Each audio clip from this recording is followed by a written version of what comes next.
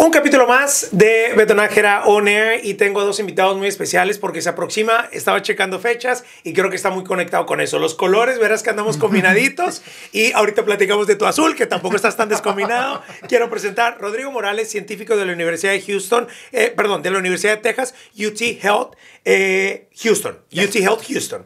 Perfecto. Rodrigo, mucho gusto. Mucho gusto. Jorge Olvera de Alzheimer Association. Muchas gracias. Al contrario. Y pues bueno, disculpa por la confusión por ahí, pero era el UT Health Houston. Ahí fue la mezcla.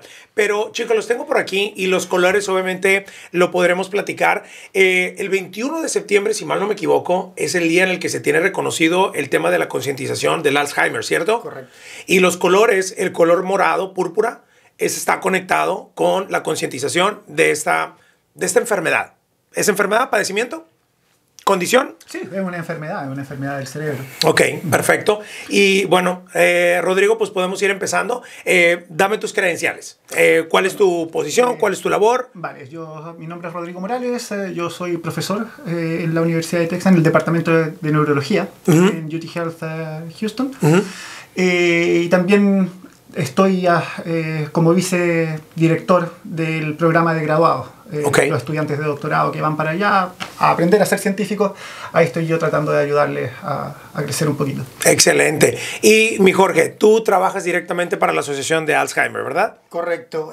No, muchas gracias por la invitación. Al contrario. Mi título directo es director de alcance. Yo más que nada me dedico a asegurarnos de que todos los recursos que ofrecemos en Alzheimer Association lleguen a las personas que más lo necesitan, específicamente la comunidad LGBT, la comunidad afroamericana que tiene mayores factores de riesgo. Qué lindo. Y la comunidad latina que también tiene, la comunidad hispanohablante que tiene mayores factores de riesgo. Podríamos decir también igualmente que son factores de riesgo más en esta comunidad concentrada, más vulnerable al mismo tiempo y tristemente, ¿no? Desafortunadamente sí, algunos factores de riesgo culturales, otro información, falta de acceso a información, educación, socioeconómico. Claro que sí. Sí, va todo ligado. Claro. Sea, obviamente hay un componente genético que puede dar una cierta incrementar el riesgo. Pero también tenemos lo que estábamos hablando, factores de riesgo. Que están asociados a ellos. Por ejemplo, se sabe que lamentablemente en nuestra comunidad hay los niveles de obesidad, por ejemplo, más altos. Claro. Y la obesidad es un factor de riesgo para la enfermedad de Alzheimer, lo mismo que la hipertensión. Es un poquito más, no es tan simplista en el sentido de encasillar esto a un grupo étnico específico. Sí, o sea, no es, blanco o negro y no tiene, por ejemplo, una característica en sí, o sea, no todos van a presentar el mismo... Por supuesto, o sea, es un factor de riesgo y hay que entenderlo como tal. Hay más chances de que lo tengas, pero no necesariamente que lo vas a tener. O sea, excelente. Y quiero específicamente, igualmente, también compartir, porque quiero poner a la gente en contexto, ¿qué es el Alzheimer? Bueno, el Alzheimer es una enfermedad del cerebro. Y lo que ocurre en la enfermedad de Alzheimer es que las neuronas mueren en el cerebro, ¿vale? Pero las neuronas que mueren en el cerebro son neuronas que están específicamente relacionadas con áreas que tienen que ver con la memoria. ¿Vale? Ahora, después esta muerte neuronal empieza a expandirse a otras áreas hasta que al final la persona empieza a empeorar clínicamente y lamentablemente lleva a la muerte, que esto puede durar muchos años o puede ser un tiempo más corto. Es gradual y progresivo. Es gradual y progresivo. El deterioro de la persona y va desde lo neuronal hasta que empieza todo lo motriz. Sí, pero hay variaciones. No todas las personas con Alzheimer se manifiestan la enfermedad de la misma forma. Hay un factor común que es la pérdida de memoria. Sí. Pero hay personas que progresan mucho más rápido que otras. O sea, hay casos en personas que han sido diagnosticadas ya a los 2 años, llegan a una etapa terminal, hay otras que pueden llegar a los 20 años. Entonces... Depende, y aquí a lo mejor va a ser por parte de los dos, depende del nivel socioeconómico también en el tiempo de vida, o sea, la longevidad. No sé. Yo no creo, yo pienso que tiene mucho que ver obviamente con el cuidado que se le da a la persona, el acceso que tiene a los recursos, la detección temprana ayuda muchísimo, eso no lo puedo recalcar suficientemente, que la detección temprana ayuda a las personas a tomar decisiones más tempranamente en su enfermedad y les da la oportunidad de tomar pasos para tratar de vivir más tiempo o tener una mejor calidad de vida durante el tiempo que les queda. Tú compartes el mensaje, Jorge, y eso es lo interesante y lo bonito que ahorita mencionaba en estas comunidades en donde pues nos falta información, nos falta a lo mejor también el valor, el conocimiento de que si esta es una característica, ¿cuáles son las características que una persona debe de ver? Y al momento de cumplirlas, ir y con quién para poder saber si el diagnóstico es positivo o simplemente es un tratamiento distinto al que se tiene que hacer. Bueno, la causa principal, la manifestación principal del Alzheimer es la pérdida de memoria. O sea, número uno. Y bueno, a todos se nos olvidan las cosas. Claro, sí. Y cuando nos vamos poniendo más viejos, claro, es más fácil que se nos olvide. El disco duro está muy lleno, ya no caben todas las cosas. Sí, pero claro, el asunto es que si se nos olvida algo una vez, no es una razón. No es una razón. Esto, como lo decías tú bien, esto es una enfermedad progresiva. Entonces, claro, si vemos que estos episodios empiezan a aumentar en frecuencia y en intensidad en el tiempo, eso es una razón para preocuparse. Okay. Ahora, hay otros factores que también están presentes en los pacientes y que a veces son cosas que hay que notar. Por ejemplo, muchas veces la persona se vuelve más agresiva. Cambios de conducta. Exactamente. Cambios de conducta, ok. Es muy clásico también el que hay momentos en las noches especialmente donde estos cambios de conducta ocurren y la persona le cuesta dormir. Y claro, es porque, bueno, viendo más a la parte científica, esto que se llama el ciclo circadiano se ve alterado. Entonces se sabe que las personas tienen problemas específicamente a estas horas del día. No sé si... No, el sundowning es una cosa muy importante que sucede. ¿Cómo dijiste ese? Sundowning. Síntoma del atardecer, se llama. Claro. Y es algo que se ve frecuentemente en las personas.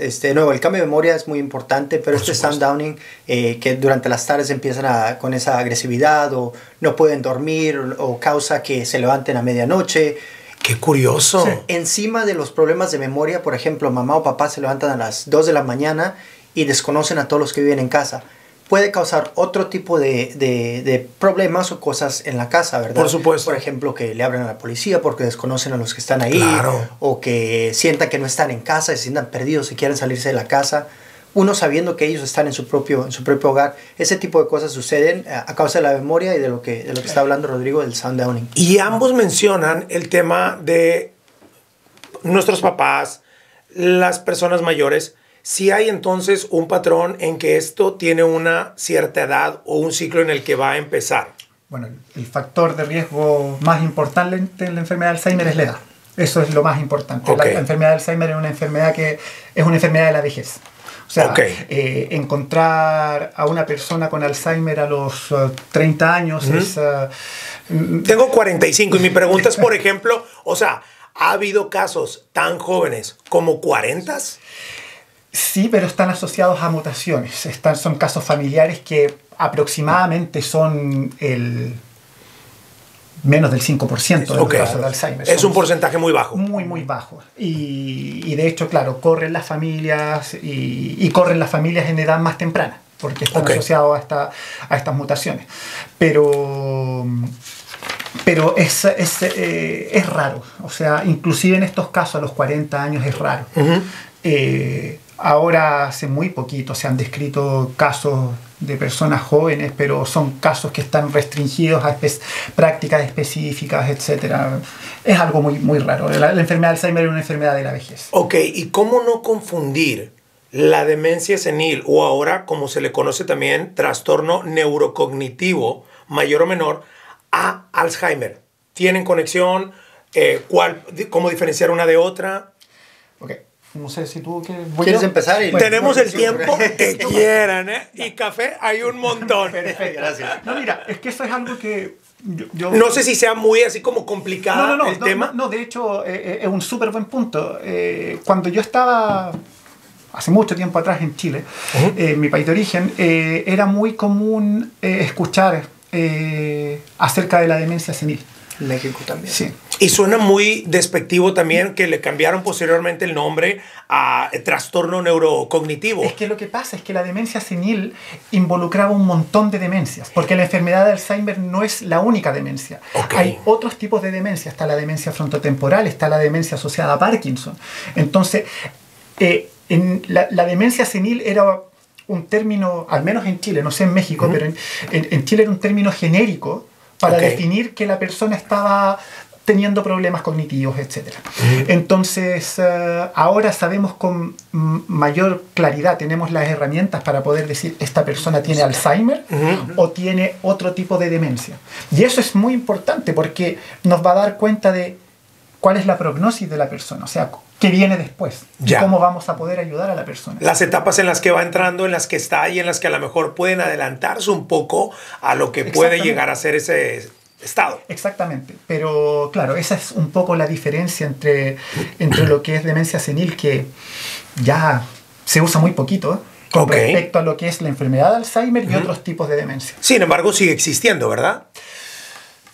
Es que es más que nada un término. Estamos hablando de lenguaje. Perfecto. Entre más entendemos la enfermedad, tenemos la manera de enfocarnos más en los problemas o la forma en que la enfermedad se presenta en las personas y llamarlo lo que es, ¿verdad? Por ejemplo, y ahorita que hablaste sobre demencia frontotemporal, es el caso que tiene Bruce Willis. Bruce Willis ha sido diagnosticado con demencia frontotemporal. Bruce Willis, que yo sepa, no ha sido diagnosticado con Alzheimer.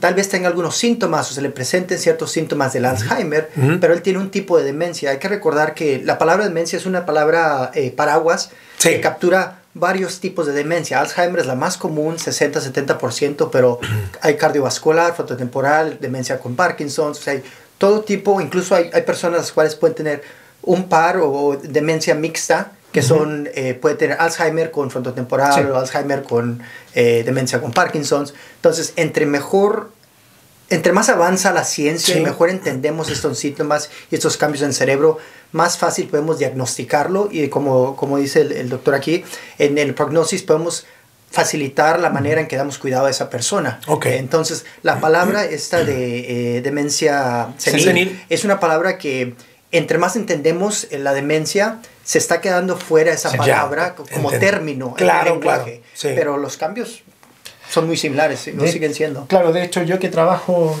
en contacto con muchos médicos no escucho el término. O sea, ese término ya no lo escucho. Como dice Jorge, hablamos de Alzheimer, hablamos de demencia frontotemporal, hablamos de demencia con Parkinson, cosas más específicas. Y actualmente, perdón. Un punto, y solo ahorita porque me acordé de esto, es hoy en día decimos que hasta cierto punto el Alzheimer está tal vez donde el cáncer estuvo en los años de los 80, donde entendíamos que era el cáncer, pero no sabíamos, como que todavía no llegábamos al punto donde lo entendíamos completamente. Hoy en día puedes ir a un doctor y te pueden dar un diagnóstico de ciertos tipos de cáncer. Hay tantos tipos de cáncer que una persona puede tener, pero de nuevo, la palabra cáncer es una palabra paraguas como la palabra demencia. Y hay todo tipo de enfermedades bajo esa palabra. Hoy lo entendemos mejor. Claro.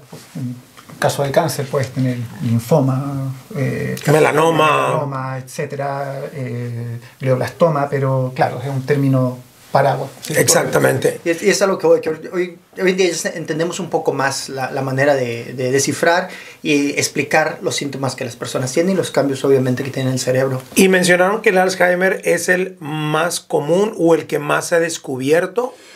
Es el más común, definitivamente. Pero algo que hay que recalcar, y yendo en línea a lo que tú estabas diciendo de la demencia senil, ahora los mismos médicos, de hecho, con médicos con los que yo trabajo me dicen, ahora tenemos mejores herramientas para poder diagnosticar la enfermedad. Por lo tanto, el hecho de que haya más gente diagnosticada con la enfermedad de Alzheimer se debe a que sí, por un lado la población está envejeciendo, de nuevo el Alzheimer es una enfermedad de la vejez, pero por otro lado es porque los médicos también tienen mejores herramientas para poder diagnosticar la enfermedad. De hecho, muchos, tanto médicos como científicos, me han comentado que para hacer estudios de biomarcadores o clinical trials, tratan de buscar a los mejores médicos que puedan diagnosticar la enfermedad de forma correcta. porque si si diagnostican de forma incorrecta e incluyen a esas personas en un clinical trial, el clinical trial puede que no funcione, no porque la droga no funciona, sino porque la persona no tenía Alzheimer. Ya. Entonces... Y a eso iba, porque, por ejemplo, identificados, y estaba escuchando yo otra información en donde compartían en México que en Estados Unidos 6 millones de personas tenían hace un año y medio, diagnosticadas con Alzheimer, y que la proyección era que se iba a duplicar esa cantidad para el 2050 y que actualmente en el mundo había más de 60 millones diagnosticados. Podemos pensar que este aumento que está teniendo tiene que ver, porque vivimos más, como lo acabas de mencionar, y con las herramientas que estamos obteniendo. ¿O hay otro factor por el cual está incrementando todo eso? Esos son los dos factores principales, los que tú mencionaste. Que tienen lógica, sí, por supuesto. Pero hay un tercero que, volviendo un poquito a lo que estábamos hablando antes, que son los factores de riesgo. O sea, la gente se está poniendo más obesa, está teniendo más problemas de hipertensión, hay más gente con diabetes. Todos estos son factores de riesgo para la enfermedad de Alzheimer. El sedentarismo, todo no hacer eso. Nada. Claro, todo eso son factores de riesgo y esas lamentablemente hemos visto que todas esas conductas y esas comorbilidades, hábitos, están aumentando también en la población. Entonces, sí, la población está envejeciendo, estamos viviendo más, tenemos mejores herramientas para diagnosticar la enfermedad, todo eso hace que los casos diagnosticados aumenten, pero en suma es los factores de riesgo. Ok, entendido. Fue cuando empezaron a dispararse, por ejemplo, el tema del COVID, que empezaron a aumentar más los casos. Claro, porque había más pruebas. O sea, las pruebas se estaban regalando, se estaban en la farmacia, estaban en todos lados, por eso, y en automático iban a aumentar, porque ya hay más herramientas para poder identificarlo. Y esto quiere decir entonces que, bueno, al mismo tiempo, los avances también tecnológicos, los avances de, pues obviamente, la transportación, la limitación de que pues si vives en un lugar más lejos, en automático vas a manejar y vas a manejar una hora, hora y media, y el tráfico, todo ese congestionamiento te hace estar más tiempo en un solo lugar, el estar viendo la televisión, exactamente. Y el tema de lo de las comidas en general, al inmediatamente afectarte el corazón algo, ¿te afecta el cerebro? El corazón en sí no estoy muy seguro, es un conjunto de todo. O sea, por ejemplo, el sistema cardiovascular sí se sabe que sí. O sea, los vasos sanguíneos, bueno, el cerebro es uno de los órganos más irrigados de nuestro cuerpo. Entonces, obviamente, si tenemos un problema en nuestros vasos sanguíneos, va a haber un problema al cerebro. El Alzheimer es una enfermedad del cerebro, entonces todo eso está conectado. Claro, está conectado. O sea, por ejemplo, problemas de colesterol, hipertensión y todo ese tipo de cosas están automáticamente siendo otro problema que puede acelerarlo. Pero de nuevo, son factores de riesgo. O sea, una persona, claro, es algo bastante complejo. Tenemos nuestro background genético, tenemos estos factores de riesgo que a una persona los puede afectar más que a otra. Tenemos la diabetes, que puede también tener un problema que afecta a los vasos sanguíneos. O sea, todo está conectado, pero de nuevo, todos estos factores de riesgo pueden empeorar la situación. ¿Es hereditario? Los dos tienen obviamente que compartirme esa información, porque en automático ya lo tuvo en el árbol genealógico, mi ascendencia, de alguna manera yo estoy conectado en automático a tenerlo. No. Que yo sepa, algunos genes, ¿verdad? Que ciertas personas pueden tener que incrementan los factores de riesgo APO3, 4. Entonces, sí hay algunos genes que sí te pueden incrementar el riesgo. Claro, aumentan el riesgo. El riesgo, pero no es seguro que, vas a tener la enfermedad. Claro. Hay algunas mutaciones que, como lo mencionábamos al principio de la conversación, que aproximadamente el 5% de los casos, que son mutaciones en proteínas específicas, que esas te pueden llevar a tener una transmisión en la familia. Ahora, hay otros componentes genéticos, como menciona Jorge, que se pueden transmitir entre familias, pero que aumentan el riesgo, pero no necesariamente que vayas a tenerla. Y eso es el 95% de los casos. Bueno, no todas las personas tienen estos genes que son factores de riesgo, obviamente. Claro. Quienes los tienen, eso obviamente aumenta el riesgo, por supuesto, pero no hay una penetrancia al 100% de la enfermedad. Entonces, la respuesta más correcta es no, ¿verdad? Decir que no, solo porque mamá lo tuvo, yo lo voy a tener, o porque mamá y mi abuela lo tuvieron, yo lo voy a tener. Eso no es verdad. Otra parte de eso es de que uno no puede generalizar. Es por eso que el Alzheimer no puedes decir, aparte que es una enfermedad de la vejez, no le va a suceder a todos. Hay personas que a los 60, 65 años pueden tener la enfermedad. Hay personas que viven hasta los 100 años y nunca pierden la memoria. O sea que no lo puedes generalizar y decir, esto le va a suceder absolutamente a todas las personas que van a envejecer. Claro. No lo puedes generalizar de esa manera. Hay casos en los cuales mamá tiene o papá tiene 90 años y el hijo tiene 70 con demencia. Y mamá está súper bien o papá está súper bien, pero el hijo, por alguna manera u otra, factores de riesgo, la manera en que vivió su vida, tantas cosas, puede tener la enfermedad como mamá o papá nunca lo tuvieron. O sea, siempre en familias en las cuales nunca ha existido esta enfermedad, tal vez exista ese primer caso. Ya. Y fíjate que he visto también, y que definitivamente está conectado con eso, porque mencionabas, obviamente, el cerebro, que todo lo que lo afecta puede llegar a tener de alguna manera conexión. Parkinson, Muhammad Ali. Jugadores de fútbol americano con MLS y con algunos problemas de Alzheimer igualmente Parkinson. O sea, estas personas que se mantuvieron activas, deportivamente hablando, pero que estuvieron en un contacto, que su cerebro, pues, en los 70s, 80s, duraban 15 rounds, las peleas eran sangrientas, increíbles, pero pagaron el precio muy caro al final de su vejez. Claro, bueno, eso es algo que en el laboratorio se ha estudiado mucho, que es el Traumatic Brain Injury, por ejemplo. ¿Cuáles son las iniciales que TBI. El TBI. Entonces, claro, o sea, si tú estás recibiendo golpes en la cabeza de forma constante, tu cerebro está sufriendo daño. Y ese daño se acumula en el tiempo. Tenemos que recordar que el cerebro es un órgano muy especial. O sea, no se regenera al mismo ritmo que se regeneran otros tejidos. Si nosotros nos cortamos la piel, se va a regenerar. El cerebro no. O le va a costar un poquito más, va a generar una cicatriz que va a tener una consecuencia a largo plazo. Sí. Entonces se sabe, por ejemplo, que golpes fuertes o golpes leves pero repetitivos en el tiempo pueden tener una consecuencia a largo plazo, y es lo que hemos visto en estos atletas, por ejemplo. Sí. Ahora, no todos desarrollan la enfermedad de Alzheimer. Es un riesgo para la enfermedad de Alzheimer, pero pueden desarrollar otro tipo de demencia. Sí.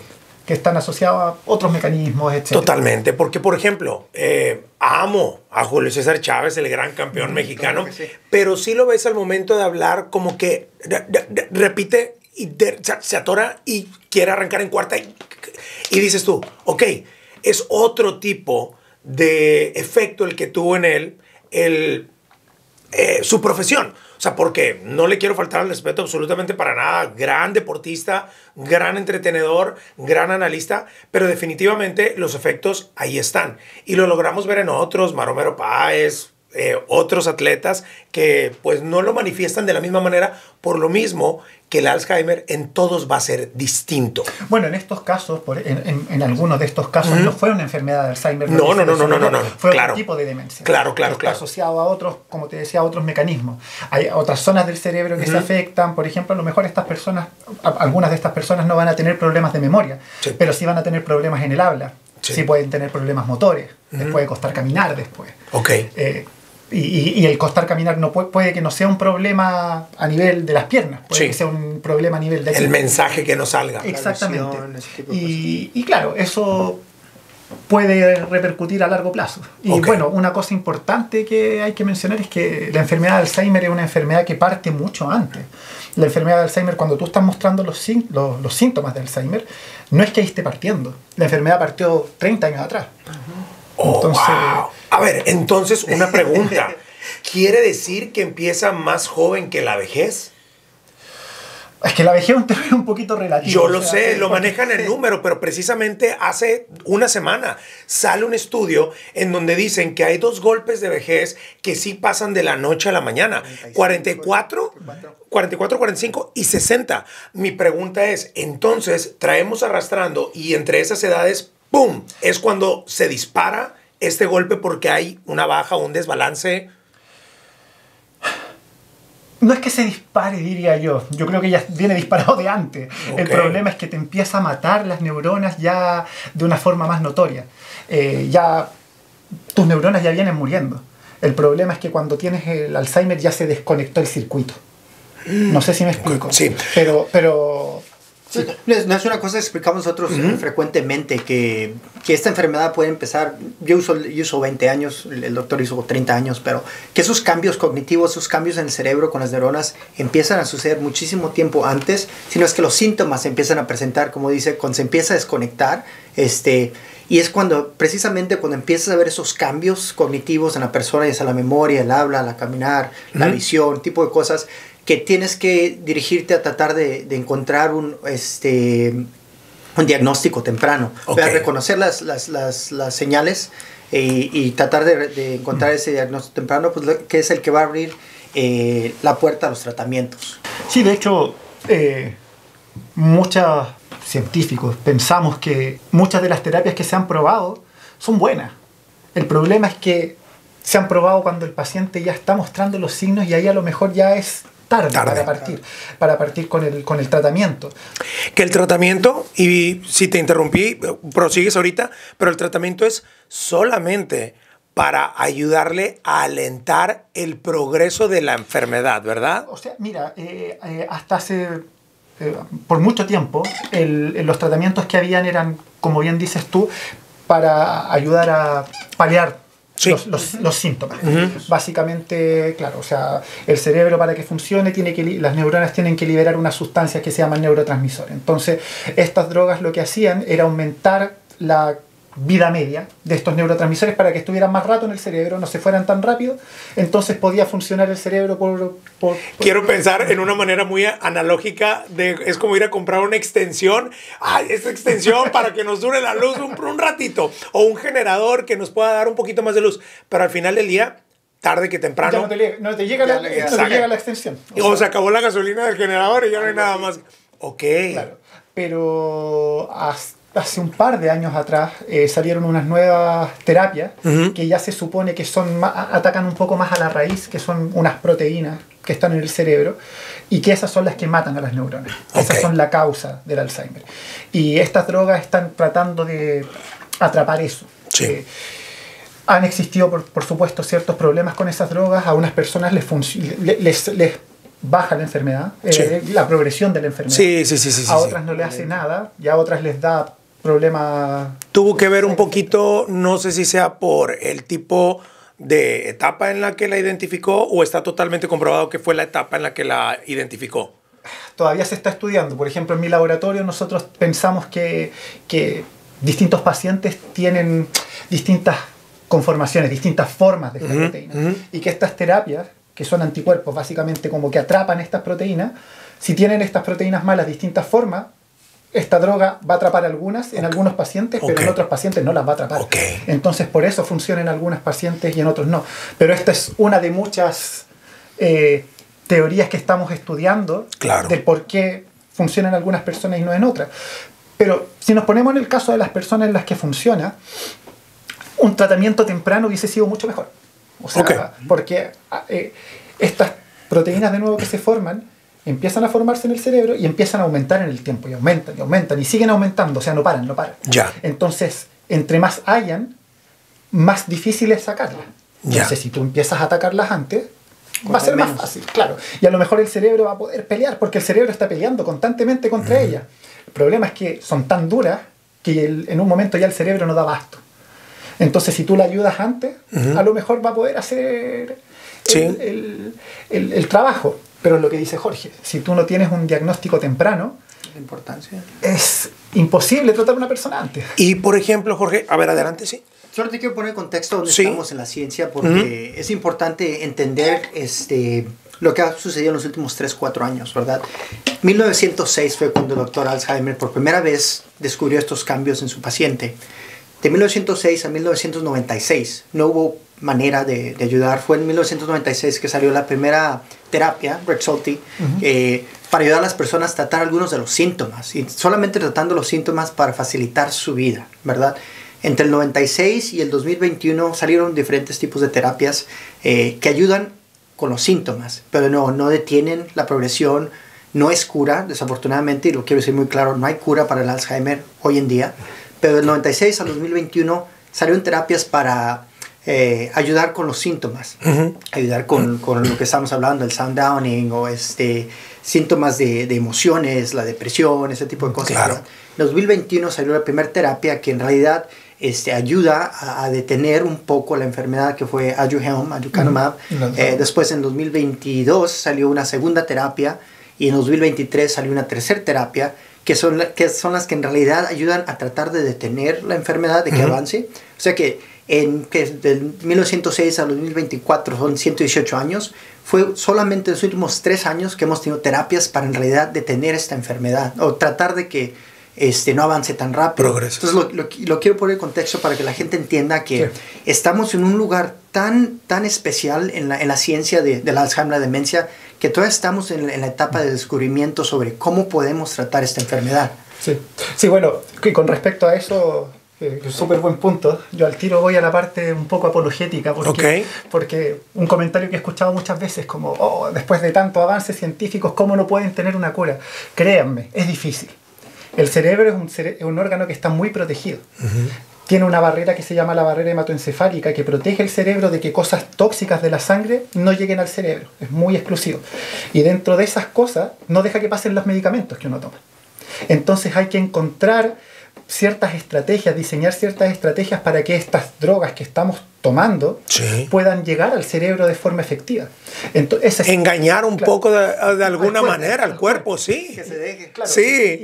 Y de hecho, esa es una de muchas limitaciones que hay. Entonces, o sea que el propio cuerpo tiene una manera de defenderse que no identifica aún que el medicamento que está entrando es para ayudar en lugar de perjudicarlo, y el propio cuerpo tiene esa limitación para poder seguir avanzando. Claro, es un mecanismo normal de defensa. Entonces, eso, como te digo, es una de muchas limitaciones. Y gracias por apuntarlo. De hecho, yo partí estudiando el tema hace 20 años. Y ha sido una etapa muy bonita porque he podido ver cómo esto efectivamente ha avanzado. O sea, ¿y por qué precisamente en los últimos 3 años? ¿Cuál fue el punto de quiebre que hizo que vieran esto? No creo que fue la película del Planeta de los Simios, porque salió en el 2011, si no me equivoco, o 2014. Pero ahí hablaban precisamente, o sea, de eso, de la cura, que pues obviamente no se descubrió, trajo otro problema, pero ¿por qué recientemente? Estos son años de estudio, décadas de estudio, que después de mucha validación, de muchos prueba y error, se llegó a esto. O sea, esto no es algo que haya salido, en los 3 últimos años se aprobó esto. Pero es algo... Es el trabajo de los 118 años anteriores. Sí. O sea, de primero ver qué partes del cerebro estaban afectadas, qué es lo que produce el daño. Después de identificar qué es lo que produce el daño, cómo podemos atacarlo. Después de saber cómo podemos atacarlo, el problema es que está en el cerebro, cómo llegamos al cerebro. Entonces, después a lo mejor tienes una droga que funciona muy bien, pero es tóxica. Entonces, ¿cómo le eliminamos la toxicidad a esa droga? Después que ya tienes todo eso, tienes que pasar a paciente. Y tienes que ir a los que se llaman los clinical trials. Y los clinical trials son muchas fases, y antes de que pase al mercado una droga, tienes que probarlo en muchos pacientes, en distintas partes, para ver que no está afectando específicamente un grupo de la población, sino que funciona para distintas personas, etc. Entonces, en los 3 últimos años se aprobó, pero esto ha sido un trabajo de décadas. Más largo. Y, por ejemplo, en el tema del diagnóstico temprano, el hecho de que mi familiar lo haya tenido, ¿cómo no sugestionar a ese hijo, sobrina, nieto a decir, no, yo me lo voy a ir a hacer cuando a lo mejor todavía no hay necesidad? O si hay necesidad de ir a hacértelo cuando tú ya de repente, oye, mira, coincide esto, coincide el otro. O sea, ¿qué es lo que tú le podrías decir a una persona todavía en una edad entre los 40 o 50 que quisiera adelantarse? Sí, háztelo. No vale la pena. Mira, lo más importante, lo que siempre le digo a las personas es que la primera conversación que tienen que tener es obviamente con su familia. Aceptar que están teniendo estos cambios cognitivos. Y la segunda es hablar con su doctor de cabecera, ¿verdad? Que va a ser la persona que tal vez le ayude con ese primer examen. Desafortunadamente, acceso a los PET scans o CAT scans o algún tipo de radiología o tipo que te ayuda a tomarle esa foto al cerebro no es accesible. No es accesible para todos. Hay estados en Estados Unidos, hay ciertos estados los cuales tal vez solo tengan 5 o 6 sitios donde se pueda hacer este tipo de... Y estamos hablando de primer mundo, Estados Unidos. Oye, es que esto también es relativamente nuevo, o sea, es algo que también se ha descubierto hace relativamente poco tiempo. Pues estamos hablando de 2021 que empezó a avanzar un poco más. ¿Quién lo diagnostica y cómo lo diagnostica? Bueno, en este momento el diagnóstico se realiza por test cognitivo. Esa es la forma directa y clásica. O sea, te hacen un test con muchas preguntas, con eso te dan un puntaje y dependiendo del puntaje que tú tengas, te van a decir, estás con lo que se llama mild cognitive impairment o normal o la enfermedad. Y si pasas de panzazo, o sea, quiere decir entonces que estás inclinado a que puedas llegar a seguirlo desarrollando. ¿Sí me explico con el resultado de todo esto? Yo pienso que depende, ¿verdad? Depende de cada persona, sí, porque esta enfermedad avanza de una manera diferente en cada persona, ¿verdad? O sea, si tienes esos cambios, hay muchas razones por las cuales puedes tener este tipo de cambios.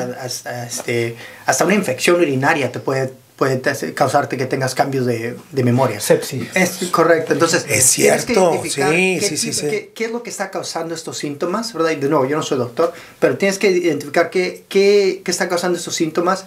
Y ya cuando llegues al punto de, tal vez sea la demencia, entonces buscar que te refieran a un neurólogo que tal vez te pueda ayudar a confirmar si en realidad es algún tipo de demencia. Claro, es un cuadro que ya está presentándose. Correcto. Claro, pero por ejemplo, a la pregunta inicial que tú hiciste, a los 40 años, no vas a tener estos cambios. Estos cambios ya empiezan a ocurrir después.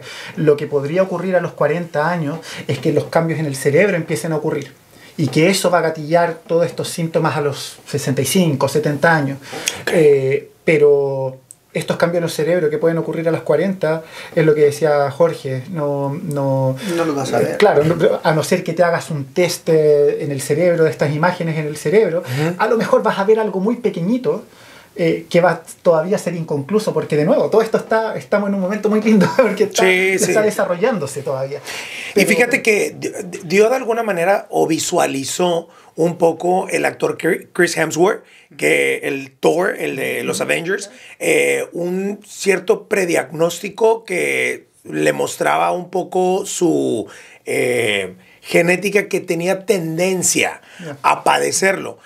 Y de alguna manera lo ves a él fuerte, joven, bello, y dices tú, caramba, o sea, esto tan pronto como esa edad la puedes empezar a tener, pero igualmente. Es que claro, es lo que dices tú, o sea, si le hicieron estos análisis genéticos, vieron que tiene ciertos genes que lo hacen propenso a tener la enfermedad. Pero por otro lado, esta persona que seguramente tiene acceso a un buen sistema médico, que se ejercita mucho, etcétera, esos factores de riesgo que están haciendo que tenga más propensidad, lo otro lo baja, y entonces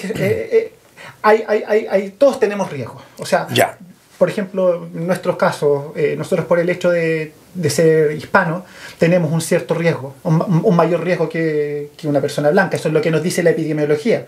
Pero, por ejemplo, si tenemos a nosotros, que a lo mejor tenemos, nos preocupamos de lo que comemos o eso, versus una persona que genéticamente no tenga ese factor de riesgo, pero que tiene diabetes, hipertensión, a lo mejor nosotros vamos a compensar eso. No sé si me... Sí. O sea, podemos definitivamente quebrar de alguna manera, romper el algoritmo si es que ya está un poco predestinado o inclinado. Y de nuevo, todo esto son factores de riesgo. Son que lo vamos a tener o que no lo vamos a tener. Nos aumenta la posibilidad, porque todo esto, cuando uno dice factor de riesgo, uno lo ve desde el punto de vista de la población. O sea, si tomamos 100 latinos versus 100 afroamericanos versus 100 personas caucásicas, de estos 100, los latinos van a tener 20, los otros van a ser 5 y los otros van a ser 20 también, no sé.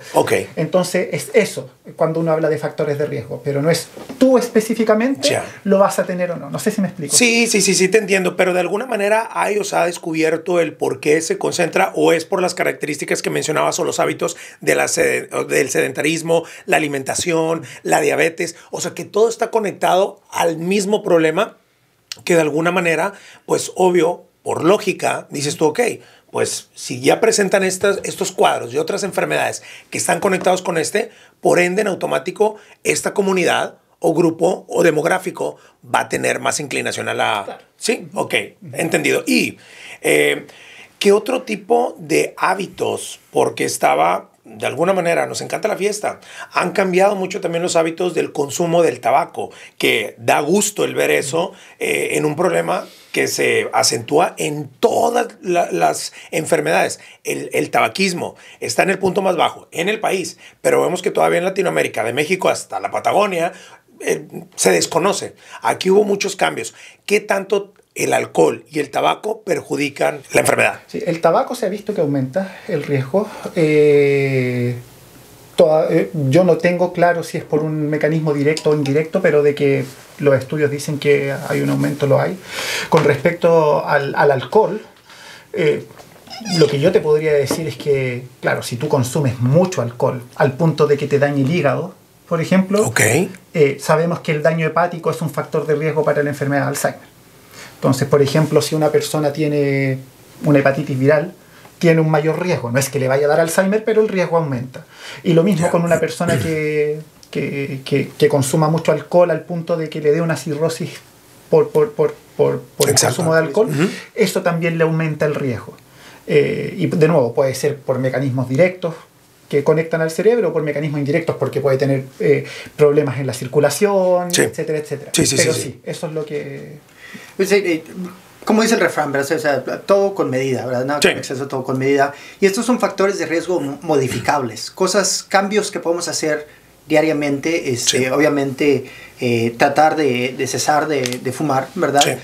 El alcohol, no abusarlo, ¿verdad? El estilo de vida, la comida, el ejercicio, socializarnos, todo ese tipo de cosas, todos estos factores modificables que podemos hacer en esos cambios en nuestras vidas pueden reducir, ¿verdad? La manera en que la persona pueda tener esta enfermedad. Incluso lo hemos visto y esto no tiene nada que ver, ¿verdad? Pero sí me gusta hablar sobre esto, como estos lugares, sitios azules donde las personas viven hasta los 100 años, ¿verdad? 100 años, pero con buena estilo de vida. Correcto. O sea, calidad de vida. Claro. La manera en que ellos viven y de qué manera nosotros podemos aprender de la manera en que ellos viven, ¿verdad? Obviamente en Houston no es una zona azul donde nosotros vamos a ir muy lejos, pero podemos aprender sí, algo, claro. De la manera en que ellos viven. De nuevo, la prevención es muy importante, ¿verdad? Y estos factores de riesgo que podemos modificar, hay ciertos factores de riesgo que no podemos modificar, ¿verdad? Claro. Yo no puedo cambiar que sea hispano, latino, yo no puedo cambiar que sea afroamericano, yo no puedo cambiar, si soy una mujer, las mujeres tienen factores de riesgo más altos que los hombres. Yo no puedo cambiar eso, ¿verdad? El sexo, y ahorita vamos a hablar sobre eso, pero hay ciertos factores de riesgo los cuales no puedes cambiar, pero hay ciertos que sí puedes cambiar y es la importancia de esa prevención. Claro. Qué interesante. No, definitivamente, porque muchas de las cosas que mencionabas ahorita, también lo quería agregar. Estos lugares azules que se le conocen son con características, por supuesto, similares. El socializar, el caminar, o sea, no estar sedentario. El estilo de vida, toda la gente, por ejemplo, los de Japón. Frutas, verduras. Frutas, verduras que ellos mismos siembran. Mucho pescado. Exactamente. Otros que de repente dices tú, oye, simplemente a uno de ellos ya le habían diagnosticado una enfermedad fatal y que todavía llegó dijo, me voy a ir a despedir con mis amigos, llega y empieza a socializar con ellos, empieza a sembrar y dura como 20, 25 años más. Y dices tú, qué locura. Esos cambios sí pueden llegar a alterar completamente el algoritmo que estábamos hablando. Sí.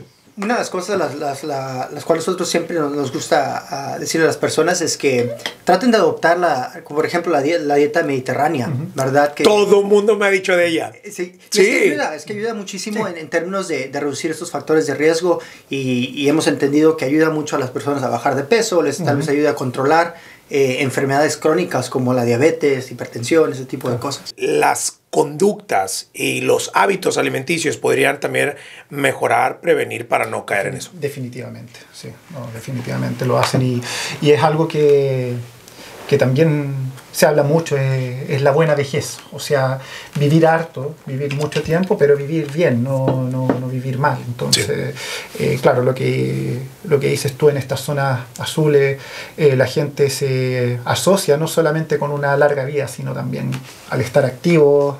Por ejemplo, claro, en uno de estos congresos que fui yo del Alzheimer Association, mostraban, claro, que la gente vivía en comunidad, pescando, cultivando la comida, cosechándola, que obviamente no todo el mundo tiene que vivir así, pero aproximarse a eso, o sea, aproximar a una dieta más sana, a lo mejor. No, inclusive, por ejemplo, otro de los que estaba ahí era de Costa Rica y él andaba, el señor, creo que era don Pedro, le decían, a caballo.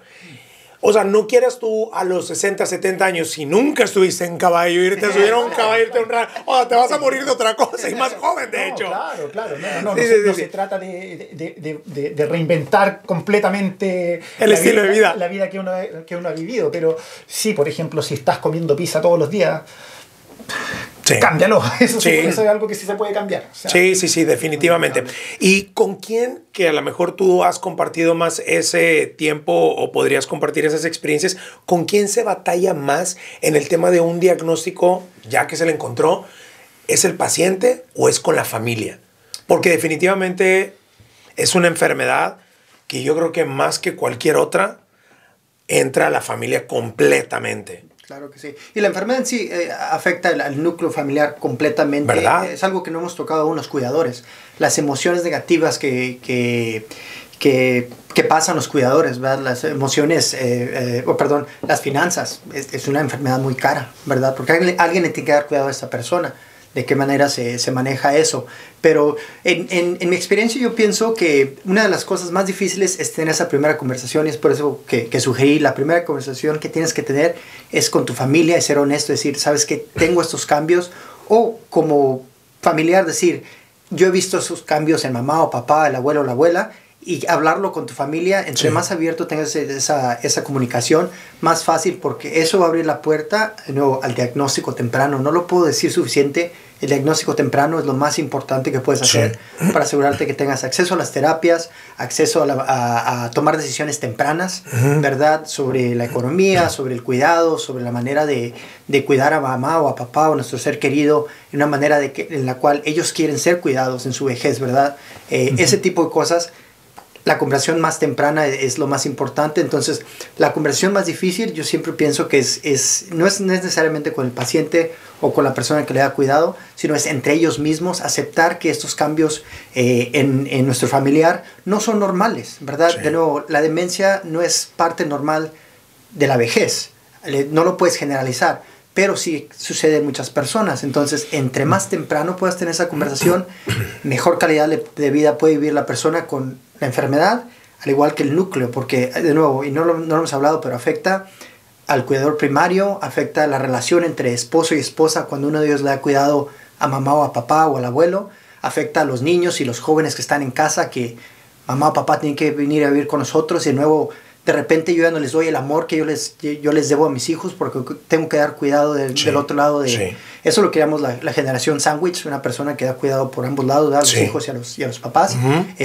Afecta a todo el núcleo de la familia, y es algo que es muy importante. Por eso la respuesta a la pregunta es, la conversación más difícil es entre sí mismos. Aceptar que hay cambios y que algo se tiene que hacer y que debe haber una detección temprana. Porque lo difícil es querer, al paciente hacerlo entender cuando desafortunadamente ya llegó en un ciclo en el que, pues, ya no hay... Bueno, se acaba, dicen. Sí, ya no te va a entender. Aquí es entender, uno, cuál es el lugar en donde se encuentra su enfermedad, su condición, y escuché que el amor es la mejor medicina para esto. Obviamente, sí.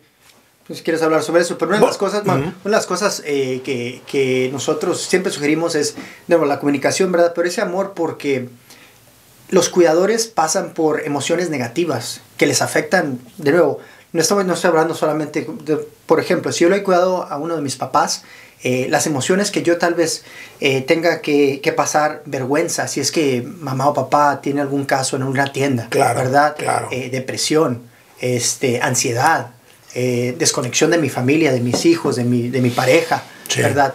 todo ese tipo de cosas está afectando el núcleo de la familia y muchas veces hay efectos secundarios los cuales no vemos, de los cuales tal vez no hablemos en términos de la enfermedad, como el divorcio, porque ya no somos las personas que éramos. La desconexión de una persona que tal vez se empiece a desenamorar de su ser querido, porque en realidad en cierto punto de la enfermedad dejas de ser quien eras. Sí. O sea, si yo era una persona muy feliz y muy social y de repente empiezo a enojar y empiezo a pelearme con todos mis amigos o les hablo mal, salgo y a todos mis vecinos se la rayo y Sí. o sea, ese tipo de cosas suceden en las personas desafortunadamente. Entonces es algo que afecta a tantas personas, no solamente a la persona que tiene la enfermedad. Claro, wow, qué increíble. Sí, no, sí, ese es un súper buen punto. Hay muchas enfermedades que se han descrito ahora último, accesorias a la enfermedad de Alzheimer, que afectan a los cuidadores. Sí. Y los cuidadores, cuando le ponemos el título de cuidador, no es una enfermera necesariamente. No. Puede llegar a ser el mismo hijo, la esposa, el nieto, alguien, un miembro de la familia. Sí. Que estaba leyendo ayer, el doctor de la salud, del Vivek, no sé cuál es el nombre, mencionaba, pero lo publiqué, que las personas que cuidan, que pusieran atención y les pedía a los legisladores que hicieran algo, porque los padres de familia que se encargaban pues de la educación y del crecimiento de los hijos, se sentían 65% de ellos muy solos o en la soledad y que les afectaba emocionalmente comparado con adultos que no tenían hijos. Pero eso lo están poniendo solamente con hijos. Ahora vienen en una edad en la que ya no corresponde ser papá y ser papá de tus papás. Claro. Qué fuerte es eso. Sí.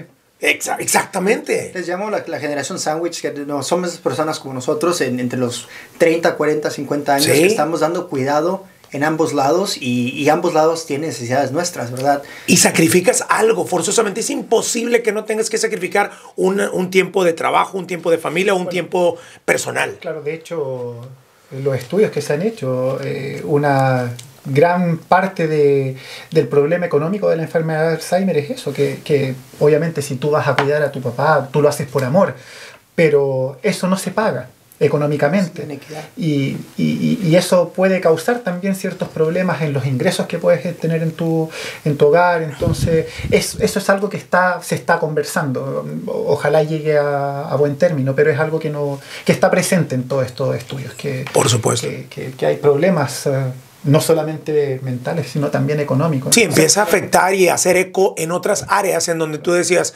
aquí no va a entrar, o sorpresa, esto entra a cualquier rincón porque es como la humedad, o sea, poco a poco va penetrando y entre más tiempo la persona dure y más progresivo sea la enfermedad, obviamente van a ir descubriéndose nuevos detalles. Pero bueno, y para no pintar todo tan negro...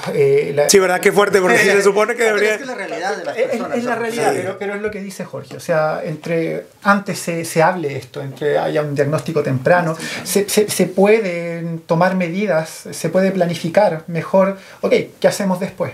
Y a lo mejor va a ser mucho más... O sea, obviamente va a ser algo triste, algo que va a llevar cierta carga anexa, pero puede ser más llevable. Sí. Es que se conversa antes de que esté todo muy avanzado y existan roles, ok, yo me encargo de esto, yo me encargo de esto otro, e incluso puede resultar dentro de todo lo malo algo que pueda unir más a la familia. Sí, nunca terminas de entender a lo mejor el por qué pasan las cosas hasta que ya volteas para atrás. Claro que sí. Y hay ciertas cosas que tienen que hacer, y ahorita quiero tocar el punto sobre la inequidad en nuestra comunidad, ¿verdad? Sí. En términos de acceso a ciertas cosas. Pero una de las cosas que sí quiero comentar primero es ese tipo de cosas que puedes hacer legalmente, ¿verdad? Uh-huh. Es lo que le llamamos un medical power of attorney. No sé cómo se llama en español, ¿verdad? Pero darle permiso a alguien para que tome decisiones por ti médicas, sí, ¿verdad? Claro. Si mamá o papá tienen un negocio, o tienen casa, o tienen coches, pasar todas esas cosas de valor a la persona que va a tomar decisiones por ellos, claro. ¿Verdad? Ayudar si se tienen que vender esas cosas para ayudarles a darles cuidado, ¿verdad? Sí. En la parte financiera. Ese tipo de conversaciones se tienen que tener en la edad temprana cuando la persona todavía puede tomar esas decisiones por sí mismo. Hemos visto algunos casos en los cuales desafortunadamente la persona llega a un estado muy avanzado donde no puede tomar decisiones por sí mismo, no lo puedes forzar a que pase todas esas bienes raíces a sus seres queridos y entras a un proceso legal donde tienen que haber abogados y tiene que haber una manera de... Otro costo. Bueno, entonces una cosa, ¿verdad?, que es importante sobre la detención temprana, tienes que tomar las decisiones tempranamente. Por segundo, esta inequidad de la que estoy hablando sobre el cuidado, porque en las familias que tal vez sean más afluentes o tengan más dinero, hay lugares donde pueden ir a que las personas vivan, ¿verdad? Sí. Pero en nuestra comunidad culturalmente damos cuidado a nuestros seres queridos en casa. Sí. Entonces, culturalmente eso nos va a costar darle cuidado a mamá o a papá que tienen que estar en cama o yo dejo de trabajar o me afecta en mi trabajo y me corren porque simplemente ya no estoy ahí. Y es algo de lo cual nosotros hablamos, nosotros abogamos por los cuidadores en el lado corporal. Hablamos con compañías, hablamos con compañías grandes. Yo tuve una presentación con Chevron recientemente, para decirles, estas cosas están sucediendo en sus empleados y entre más ustedes apoyen a sus empleados en términos de enfermedades, y no solamente el Alzheimer, todo tipo de enfermedad, ¿verdad? Entre más los apoyen, mejores empleados pueden ser, van a tener retención de empleados por más tiempo. Sí. Y es la manera que nosotros tratamos de informar a las corporaciones sobre esta enfermedad, porque no solo nos afecta en casa, nos afecta en nuestros trabajos. Es una inequidad cuando no tenemos esas finanzas para darle cuidado a mamá o ponerla en un sitio donde le den cuidado 24 horas al día, ya que avanza la enfermedad. Y tú viendo, o sea, el tema científico, de alguna manera, pues todo a veces tiene que tener una explicación. Pero fuera de eso, ¿tú qué has descubierto que de repente esto puede llegar a ayudar? O sea, además de el amor, la familia, ¿qué es lo que de repente los milagros que tú has visto van por encima de la ciencia? Bueno, en realidad yo como científico puro y duro, sí. todo está relacionado a los mecanismos que están ocurriendo en nuestro cuerpo, etcétera. Como te mencionaba anteriormente, desde el punto de vista científico estamos en una etapa con bastante esperanza, porque estamos viendo que hay avances. Claro. Los avances, de nuevo, o sea, sacarse un poco la imagen de las películas que uno va al laboratorio que está todo ordenadito y que apretan un botón y aparece la cura. No, eso no son esfuerzos de años. Sí. Pero hemos visto que durante todos estos años que hemos estado trabajando han resultado. Están saliendo algunas cosas. Y es como todo, o sea, son escalones que vamos subiendo. Y ya tenemos algunos que son críticos. Por ejemplo, estas drogas que recientemente se aprobaron, a lo mejor no son tan efectiva como nos gustaría, que uno se tomara la pastilla o lo inyectaran y que curara la enfermedad. No, pero las pueden retrasar y de una forma efectiva, y sabemos por qué las está poniendo más lentas. Sí. Entonces, eso es muy importante. Y ahora seguimos trabajando en eso para poder entender, ok, ¿qué otra cosa podemos atacar? Porque a lo mejor después para la enfermedad de Alzheimer no vamos a necesitar una sola droga, sino 3, que estén atacando 3 cosas. Claro. Y a lo mejor esta va a ser una de ellas. Lo que decía Jorge, el diagnóstico temprano. Lo que hacen las drogas que se han aprobado recientemente es que pueden ralentizar la enfermedad, ¿vale? La progresión de la enfermedad. Claro, si tú te la tomas antes de que los síntomas empiecen, vas a ralentizarla de una forma que los síntomas van a aparecer mucho después. Okay. Lo ideal sería tener una droga que a lo mejor no va a eliminar la enfermedad completamente, pero que si la empiezas a tomar antes que empiecen los síntomas nunca van a aparecer y vas a morir de otra cosa, porque a los 90 años ya tu cuerpo va a estar fallando por otra cosa. Entonces la enfermedad va a estar latente, pero no va a aflorar y básicamente no vas a tener Alzheimer. Entonces eso es una situación que a lo mejor se va a dar en un futuro mediano. Ojalá, no quiero anticipar fechas ni tiempos. Sí, por supuesto, porque es difícil, pero antes de una cura temprana a lo mejor va a venir eso, el ralentizar tanto la enfermedad que no alcance a manifestarse. Comprar tiempo para poder nuevamente seguir buscando y que el siguiente paso esté más sólido y que pueda venir ahora tenemos una solución mejor a esta, o para el siguiente manifestación tenemos otra solución.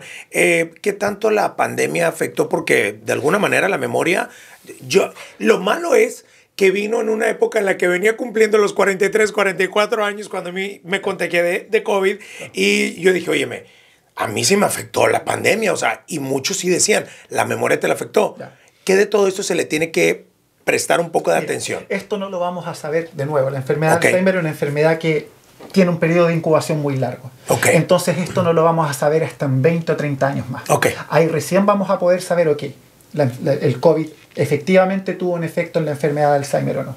Ahora lo que podemos hacer son ciertas predicciones en el laboratorio. Ok. Por ejemplo, sabemos que la gente que tuvo un caso de sepsis más grave, con síntomas más altos y que a lo mejor fue al hospital, podría tener un cierto riesgo porque sabemos que otras condiciones como la sepsis sí son factores de riesgo para la enfermedad de Alzheimer. Entonces, de nuevo, eso es una predicción, pero no lo sabemos todavía. Ya. Por ejemplo, por otro lado, el social isolation, que estuvimos hablando de eso. O sea, Bastante. claro, cuando lo que mencionabas tú, cuando una persona estuvo aislada por mucho tiempo, pero después retoma una vida social, la persona florece nuevamente. Sí. Ya. Lo contrario ocurre si la persona estuvo encerrada durante mucho tiempo. Entonces, Sí, gente que podría le ser. cambió completamente su estilo de vida y que ahora ya es un poquito más introvertida, le cuesta más socializar y que todo eso te puede llegar a afectar también. La gente con una capacidad intelectual y académica tiende a manifestar más el cuadro de Alzheimer. Menos, de hecho. Menos, De hecho, ok. Hay algo que se llama, un término que se acuñó por este mismo motivo, que se llama reserva cognitiva. Ok. Entonces, cuando tú haces, estratificas a pacientes, por ejemplo, y tú los estratificas por años de estudios, entre más años de estudios hay, menor es el riesgo de que tengan Alzheimer. Ok. Entonces, la hipótesis que hay detrás de eso es que estas personas estuvieron ejercitando su cerebro durante mucho tiempo, que lo hacen más resistente a los daños que puedan ocurrir. Wow. Entonces, eso es, de nuevo, un término que se llama reserva cognitiva. Ok.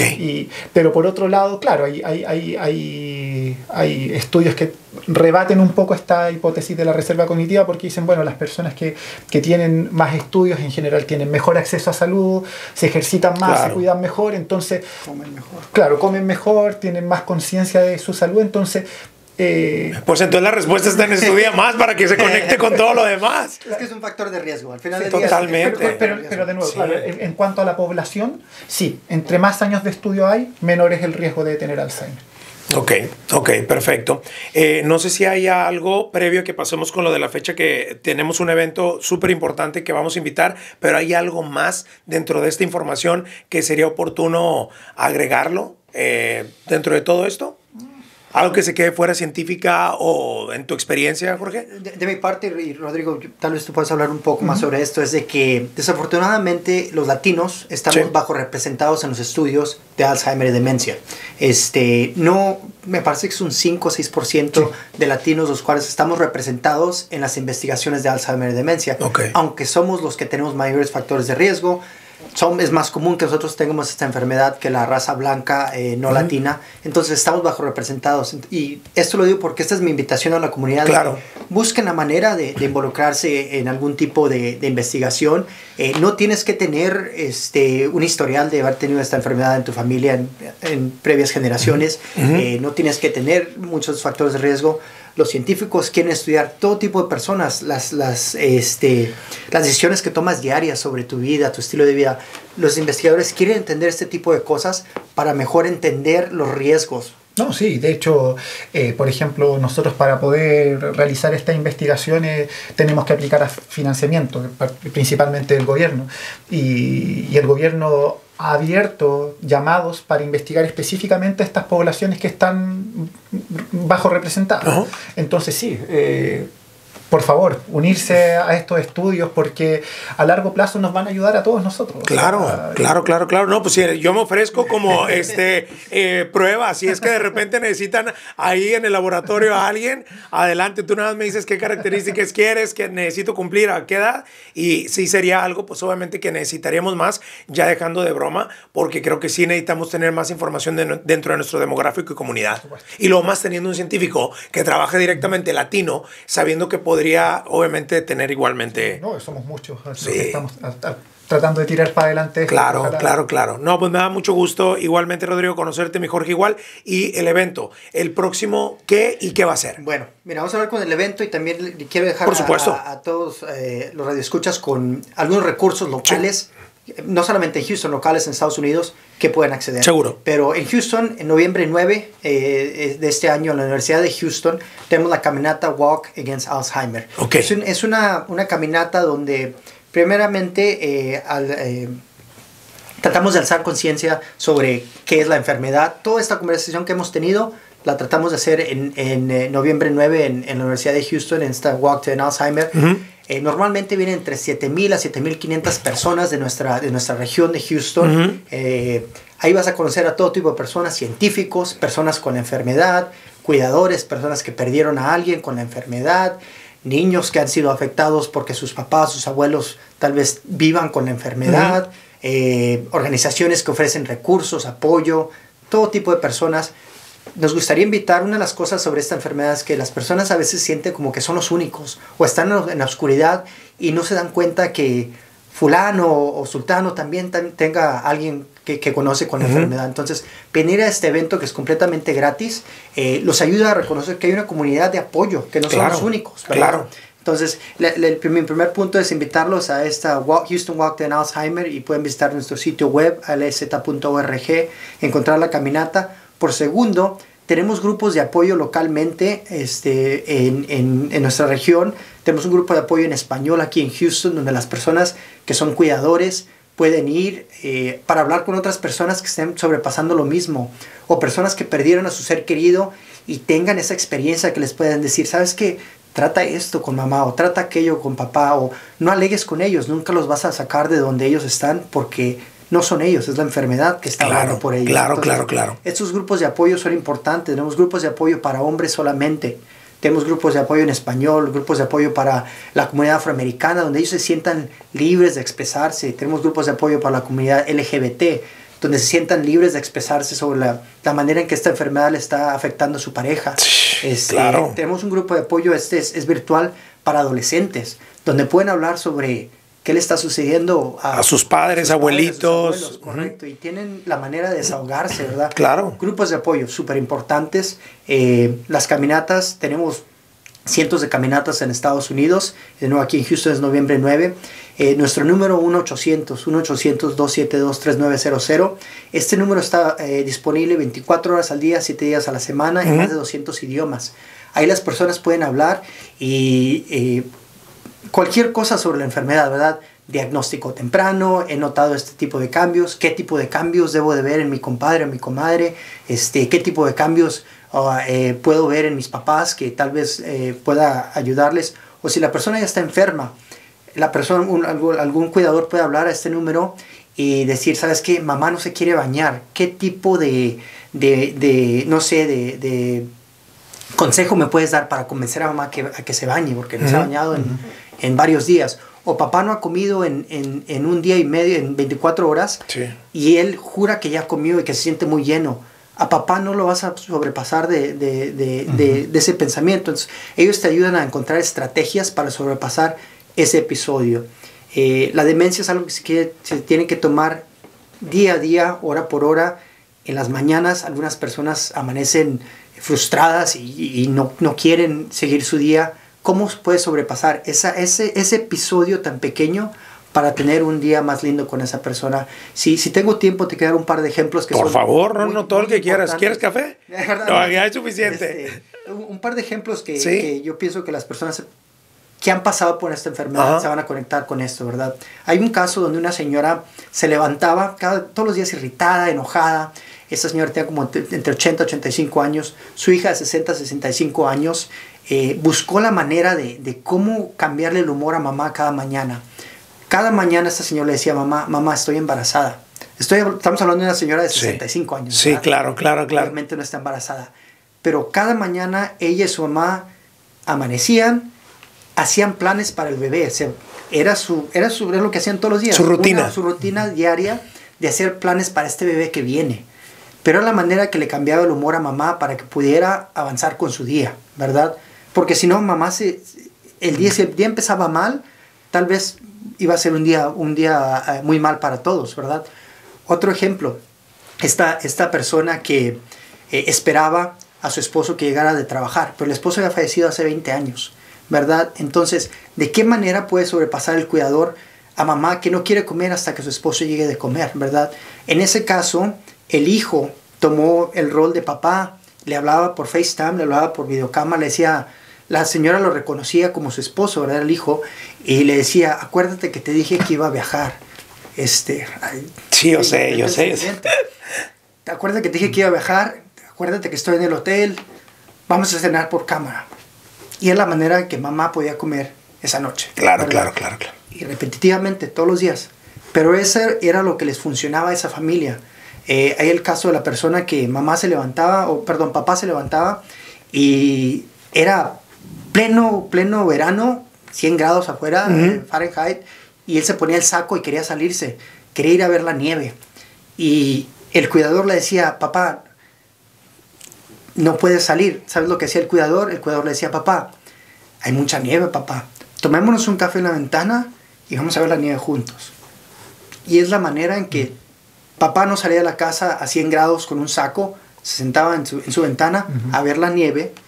Y es la manera en que sobrepasaban ese episodio. De nuevo, este número 800, los especialistas a eso se dedican, a tratar de ayudar a las personas a sobrepasar ese tipo de episodio que le está sucediendo a las personas. Porque no, la demencia se tiene que tomar día a día, hora a hora. El sundowning, hablamos de esto en el principio de esta conversación, de qué manera afecta todas las tardes este tipo de enfermedad cuando tienen, se empiezan la depresión por las tardes o la irritación en las tardes, o se empiezan a levantar a las 2, 3 de la mañana a desconocer. Y hemos tocado puntos como cuando hay cuchillos en la casa, hay pistolas, ese tipo de cosas. Es otra cosa muy diferente. Sí. Pero, de nuevo, tenemos que entender que todo lo que esté, o sea, de repente inimaginable, a estas familias y estas personas les puede pasar. Oye, ¿habías escuchado algo de esto tú, mi Rodrigo? No. Qué fuerte, ¿no? Pero... O sea, tú detrás de la ciencia, por eso insisto en de que de repente hay dos partes, que es la científica que está estudiando para encontrar la solución y la emocional, que es ya atacar a una enfermedad que está adentrando toda una familia. No. En el caso de Alzheimer no trabajo yo en otra enfermedades que son la enfermedad de Creutzfeldt-Jakob, enfermedades también neurodegenerativas muy, muy terribles. Y claro, ahí yo... he tenido la oportunidad de también escuchar testimonios de familia. Qué fuerte. Etcétera, pero sí.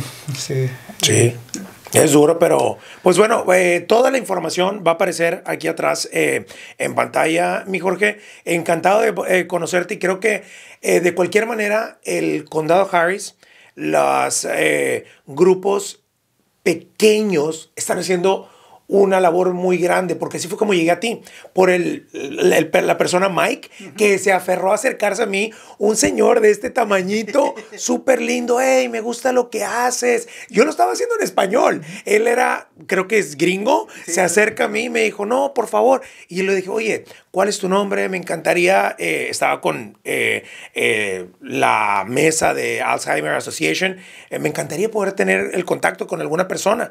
Y me dijo, claro que sí.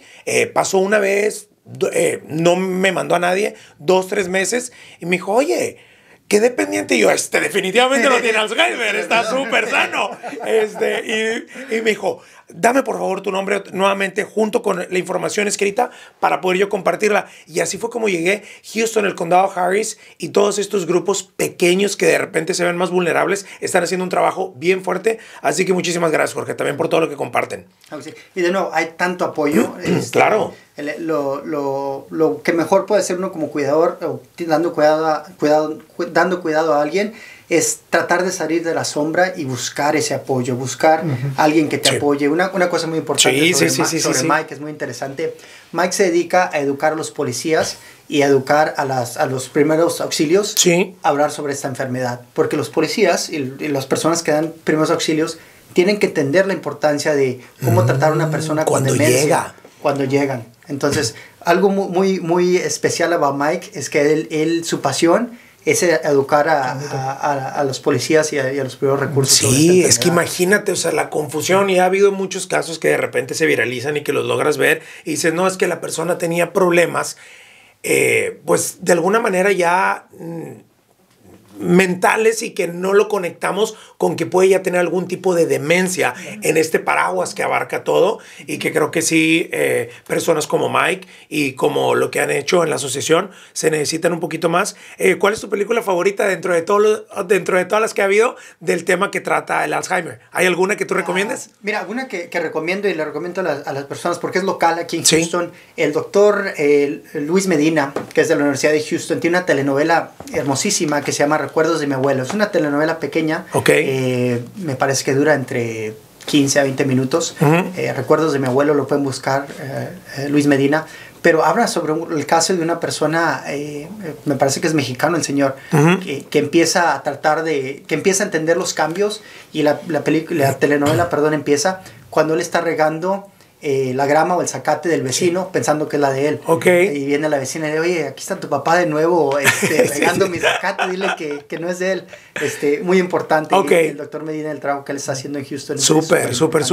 La voy a buscar. ¿En YouTube la puedes encontrar? Esa está en YouTube, correcto. Claro. Y por segundo, The Notebook, ¿verdad? Esa es no por hacerlos llorar, ¿verdad? Sí. Muy bonita película, que quien no la haya visto, la verdad es de que los envidio, porque es una película que está muy bonita. A mí me gusta mucho también el tema de la del Planet of the Apes, que al final del día ese era el objetivo principal del doctor que inició todo este problema, porque su papá tenía Alzheimer y él quería la cura del Alzheimer. Que te das cuenta al final del día que pues los intentos tan aferrados en ocasiones y el no tener paciencia te traen otras broncas, pero al mismo tiempo pues esa era la razón. Está muy padre. 50 First Date habla de otro tipo de problemas de memoria, pero está muy bonita también. Muy linda. ¿Y alguna que te guste? Yo soy muy malo con los nombres de las películas, pero hubo una película de mi país de origen, de Chile, que estuvo nominada a los Oscars, de hecho en la última edición, y se trata de una pareja que de hecho de actores que eran muy famosos en Chile.